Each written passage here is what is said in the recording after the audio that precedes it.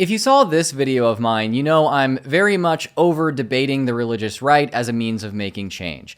In that video, I explained that public debate on religion and politics has been studied and shown to be ineffective in changing the minds of its audience. I revealed how the religious right uses debate with left-leaning and/or secular people to create publicity for themselves, to appear as if they are open-minded and amenable to argument even when their actions are clearly shaped by monetary, political, and social incentives, to frame issues in such a way that even when they lose debates, they succeed in convincing us to discuss the issue in a way which benefits them, and to inflate the importance and seriousness of their long discredited claims. All of this is why I explain the religious right often really likes cordial atheist debate bros, and the way to make it properly big as an atheist guy is to benefit the religious right. Well, believe it or not, there was a lot I left out of that 40-minute video, so today, let's go through even more reasons why debating the religious right will never bring them down, and what we need to do instead. On structural indoctrination. Much of the time, there's a fundamental difference in education between the religious right and those who attempt to argue with them. Remember Sam Cedar's episode on Jubilee? And in Trump's cabinet, there are people of color that Democrats pretend don't exist, like J.D. Vance's wife, and J.D. Vance's wife is not in the cabinet. No, but regardless of DEI, don't we already have things in our Constitution that protects people's rights, protects people? No. We don't? Every private and public sector gets tax cuts when you hire a person of color. Government agencies don't pay taxes. Government agencies operate are funded by the government. That is not true. That is not true. Yeah, it's no wonder that one of the top comments was, "I feel so bad for Sam. He wanted to debate and ended up trying to teach basic things to people who claim to know everything." Look, Sam is incredible at what he does, and he was no doubt more articulate and incisive than almost anyone else could have been in this debate. But even he couldn't explain his points in such a way that his opponents understood, because they so severely lacked education in government and social studies. Sam tried to compensate for this, but the time constraints of the debate didn't allow him to go far enough in depth to properly inform them or the audience on any issue. And even when he did get points across concisely, his debate opponents refused to accept them, in part because a debate is a competition, and if you actually cooperate with your opponent to find the truth, that counts as losing. I have no doubt conservative viewers of this episode reacted similarly to this guy. In 2021, we extended the child tax credit, which is basically a payment, $300 per social welfare. Yes. We cut child poverty in 1 year by 45%. By 45%, I'm talking 2021. From 2021 to 2022, we cut child poverty in this country by 45%. Look it up. I feel like when I look at it, I guarantee you, I will give you my phone number. You call me, and if I was wrong. All right, we'll call. I'll do it off camera. So what do we do about this? Do we look for an even better debater than Sam Cedar who can talk even faster and rapid fire even more facts with citations? I'm sure the religious right would prefer we do that than realize that the ignorance and indoctrination of those on the religious right is not an accident. This exists by design. Before they ever got into public debate for reasons separate from persuading the public of their points, more on that later, the religious right built their own schools. 10% of all grade school students in the US attend private schools. 77% of these are in religious schools, most of which are Christian. So roughly 7% of students attend Christian schools in this country. These schools have free rein to discriminate against students based on gender, race, disability, and religion while teaching whatever they want, including pseudoscience like young earth creationism and climate change denial, and racist pseudo-history like the indigenous people of the Americas were happy when the colonizers came because the indigenous people were so bad at growing food that they often killed their own children just so there wouldn't be another mouth to feed. Yes, these are real teachings actually found in the popular Christian Abeka curriculum,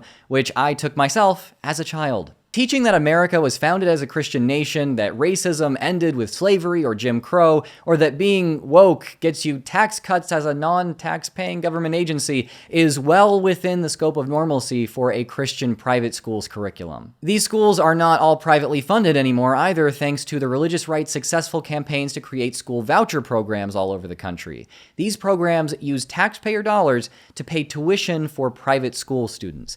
This often means literally taking money away from a public school and giving it to a private school. They tend to call this political project pro-school choice and say it has nothing to do with a religious agenda, but we know from experience that when these programs are implemented, 90 to 99% of the money goes to Christian schools. Now, as for higher education, there were about 5,900 post-secondary Title IV institutions in 2020 to 21.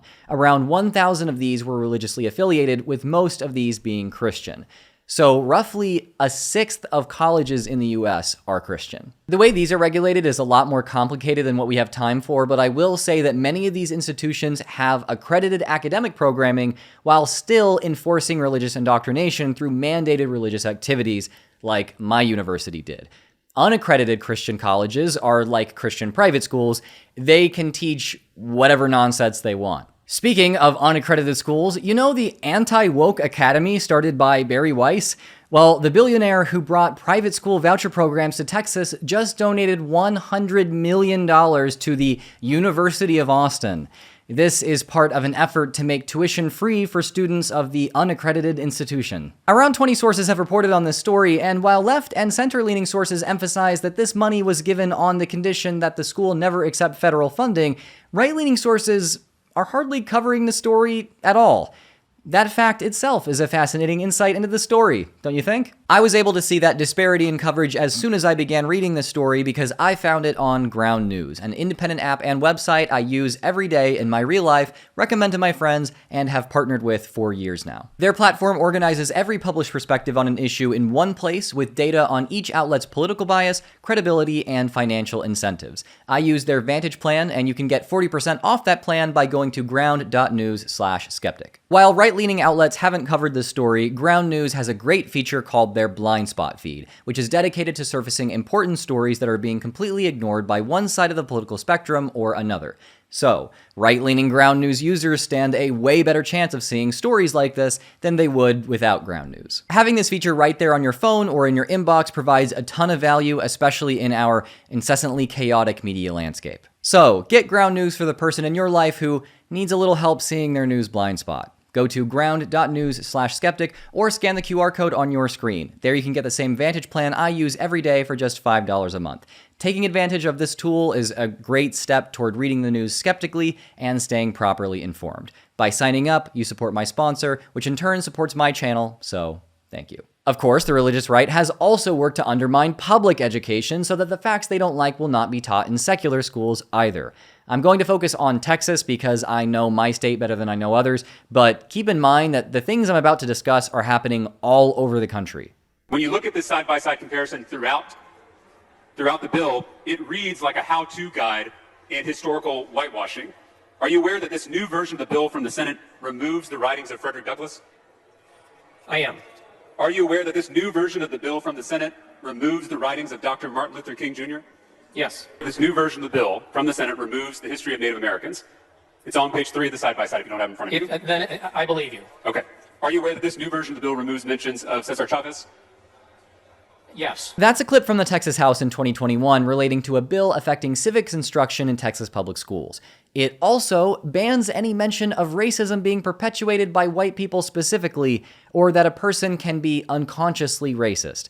Texas Democrats got some prohibitions on teaching about historical white supremacy removed, but the bill still unfortunately passed. And if that's not enough, Republicans in states like Texas are working to turn public school curricula into literal Christian nationalist propaganda. The Texas State Board of Education just appointed Christian nationalist preacher David Barton to advise on the revision to their social studies program. How many generations are we downstream from Adam right now? In the history of the world, we're about 150 generations downstream. That's what we are. This guy believes America was basically founded to be a Christian theocracy, that slavery in America was not an anti-black racism problem, and that the earth is 6,000 years old. He calls himself a historian, and yet has literally 0 relevant degrees. He does have experience with this job, though, because the Texas State Board of Education actually brought him in to help revise their social studies standards already back in 2010. Finally, as you guys probably know by now, right-wing propaganda videos from PragerU are approved as an educational resource for use in public schools in 10 states. The religious right is not advancing its ideas about history, social issues, politics, or science through good arguments in the public arena. They're doing it through control of educational institutions themselves. I'm sure those involved at the highest levels of this effort are delighted to see so many secular and left-leaning people attempting to take back control of the narrative through public debate, because the resulting spectacle helps them keep our attention on social media beefs instead of their efforts to dominate all institutions related to education. So, what should us secular and left-leaning people do instead of debating? Educate our communities well, particularly on the subjects which the religious right perverts or suppresses for its own purposes.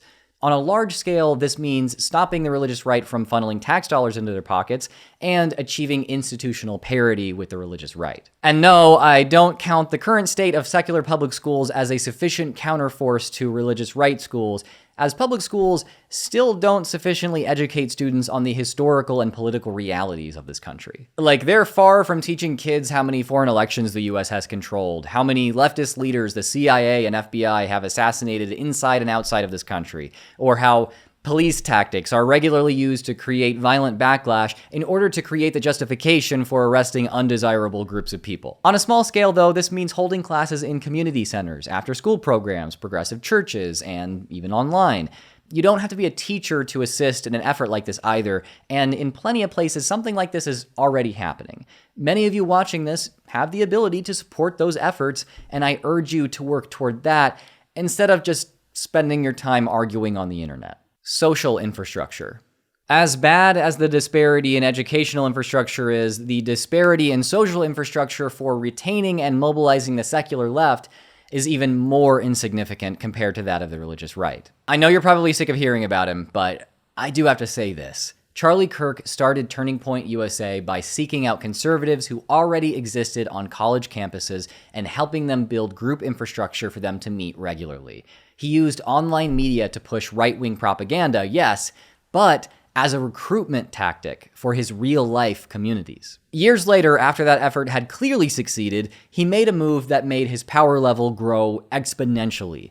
He went from purely political to explicitly evangelical Christian. He didn't do this by just changing the way he spoke to mention Jesus more. No, he started Turning Point Faith with a right-wing pastor of a massive church. This new organization would teach pastors, leaders of real-life, in-person communities with multi-million-dollar buildings and schools all over the country, to use Turning Point's politics as a recruitment tool. In exchange, these churches would politically mobilize their congregations through Turning Point. When Kirk wanted to apply political pressure how he saw fit then, he didn't just argue for his points. When he wanted to keep Trump in office in early 2021, he didn't only spread the lie that the election was stolen, he sent 80 buses, not 80 people, 80 buses full of people he had mobilized directly to the Capitol building on January 6th.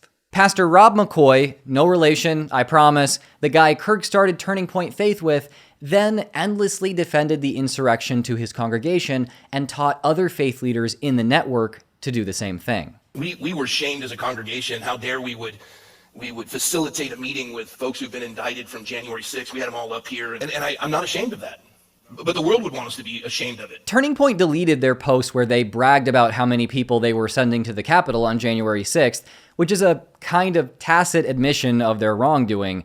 But by then, the thousands and thousands of people in Turning Point faith-aligned churches all over the country were being taught to see this event as necessary. Charlie Kirk did not gain influence at the highest levels of power in the world by debating anyone. He did it by creating social infrastructure.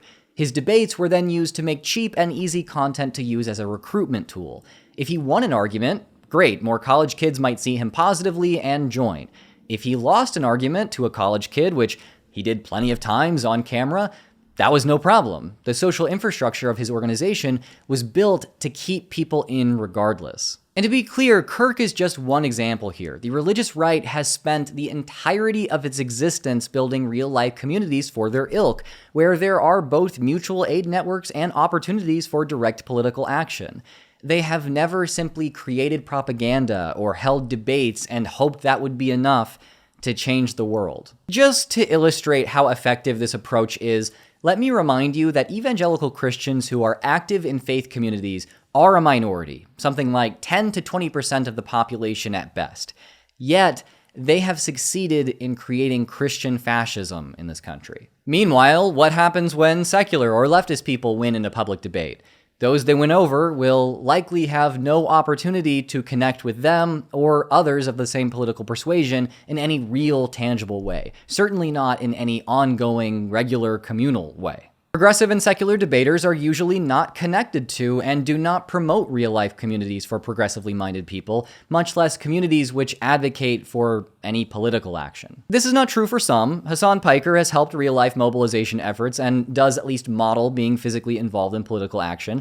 The hosts of the shows at the atheist community of Austin are directly tied into real-life community space for atheists and humanists, but these instances are more the exceptions than the rule. Now, this lack of involvement may not be because secular and progressive debaters do not care about such communities, but because these communities hardly exist at all. When they do, they rarely even have buildings for their communities to gather in. As I've said before, Christians have buildings in every town in this country. Atheists have 5, and only 2 of them are actually used for community activities. This is in part because we don't have the money that Christians do, but I also think it's because those left of center in the US often don't take community spaces seriously, or are skeptical of them to a fault, or they don't see them as important social institutions or engines of change. Love your hair, hope you win, but I will never go to Marxist church. Marxist church would rip. If every church in America had 320 people showing up to learn how to create more solidarity with the working class and create a more just and equitable world, that would be awesome. Like, that would be a good thing. Unless we build the social infrastructure to retain and mobilize people like us, it will not matter how much debate content we produce. It's like Sarah Stein Lubrano said in her book, Don't Talk About Politics. Engaging in individual acts of explicit short-term persuasion may make us feel virtuous, but it is so time-consuming that pursuing them is a bit like building sandcastles while the tide of social networks, infrastructure, and daily actions washes the effects of our conversations away.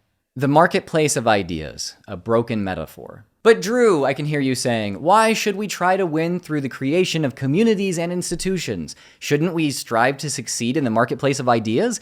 If our ideas are really so good, won't they win out in that way? Let me just say that my own thinking went along those lines for a good while after I began my political and religious journey as an adult.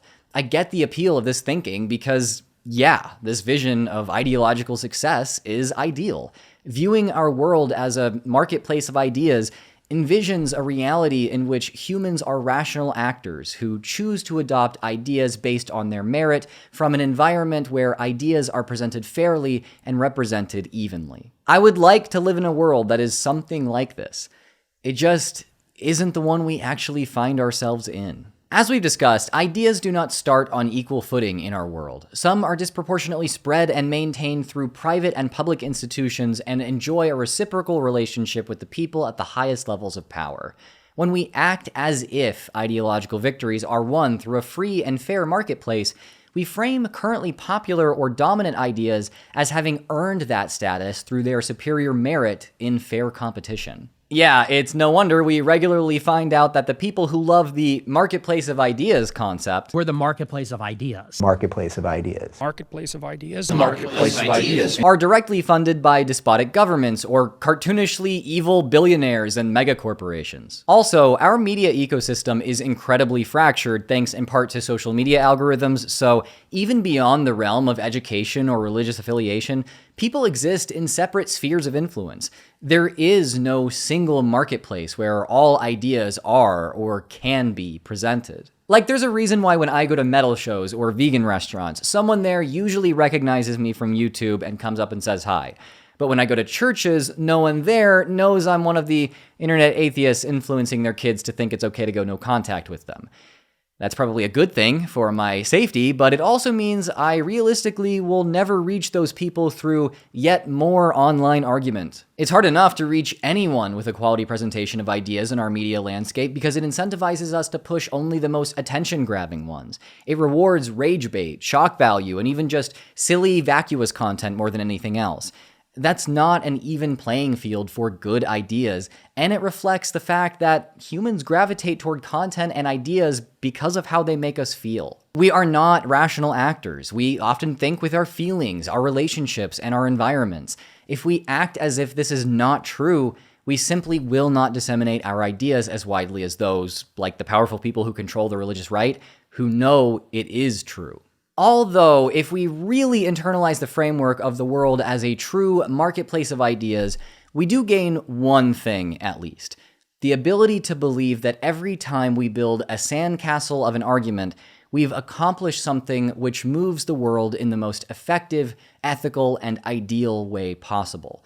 Even as the tide of social networks, infrastructure, and daily actions washes the effects of our conversations away. I again strongly urge you guys to read Sarah Stein Lubrano's book, Don't Talk About Politics, How to Change 21st Century Minds. It's so good that I read it twice and then based this section of the video on the first chapter. Why we still debate. I think a lot of progressive and secular or atheist debaters and content creators focus on debate and argument content because they actually think that is how power is won in the world. They genuinely care about changing the world for the better, so they spend all of their time crafting the perfect series of words with which to convince the other side of their points. They may also, quite understandably, just not know how to do the kind of real-world organizing I've called for here. That kind of activity has never been modeled for most of us outside of the context of religious groups, so it's easy to forget that's even an option. These people mean well, and I see them as potential allies in building the infrastructure needed to actually bring about a better world. If there is any problem with their approach, it is born out of a lack of understanding of how power really works, not out of complacency or compliance with the powerful. There are some debate types, though, who I don't believe actually care about changing anything with their content. We can typically spot these by how they interact with their opposition. Do they mostly engage with those with larger followings than them? Are they friendly with those people? Do they praise their intellectualism or moral virtue? Do they bend over backward to facilitate the communication of their opposition's ideas, even attempting to explain those ideas on behalf of their opposition? These are signs of a person who realizes they benefit from a relationship with their opposition and must actively maintain it in order to continue benefiting from playing the role of their foil for public spectacle. Believe it or not, I've had some secular debate bro types tell me offline that they hope their religious right lolcows of choice continue to succeed, just so that they may continue profiting from content arguing against them. I've also had someone tell me that while they make a career of debating famous right-wing religious people with real structural power, they only do so because it is intellectually interesting and lucrative as a career. They, in fact, choose to do debate content because it is purely reactive and they don't have anything unique or even personal to advocate for. Effectively, that they have no real moral or cultural dog in this fight, but just do this for money. Such people, in my mind, should not be thought of as allies. Sure, they may articulate solid intellectual arguments against the religious right, but they actively and knowingly aid the religious right in creating public spectacle from which the religious right can recruit even more people into its ranks. This type of person is not the majority of content creators, but from my experience, it is the majority of those who become properly famous for debate. Since I have implored you all to get involved in real-life social groups and political action, let me just recommend some places to start. This is not sponsored, by the way. I really love the American Humanist Association, as you guys may know by now. They have a ton of affiliate groups you can get involved with and can connect you with other humanist organizers who can give you some tips on organizing yourself. If you're in my area, the Atheist Community of Austin is one of those atheist groups with a building and very regular IRL community events. I'm there all the time these days, and we're ramping up to do some mutual aid and direct action stuff. American Atheists also has affiliate groups who are politically active, as does Atheist United. Of course, you've also got your Democratic Socialists of America, who basically just got Mamdani elected in New York, which is awesome. And for my anarchist friends, you've got International Workers of the World chapters in a lot of cities around the country. I'll link to the websites of all of these organizations in the description. You should check them out and then just go to something in person. Most of this is just about showing up. And with that, thank you for watching. I've been Drew of Genetically Modified Skeptic. A special thanks to my patrons for their constant love and support, and praise be unto Our Lady, River, my top patron and the official savior of this channel. Also, quick little announcement, I do have a second channel now. It'll also be linked in the description. You should go check that out. I have videos that are only up there. If you want to support my work, then please subscribe. As always, if you are an apostate in need, there are resources linked in the description to help you find community and mental health support. Remember to be kind to others in the comments, and until next time, stay skeptical.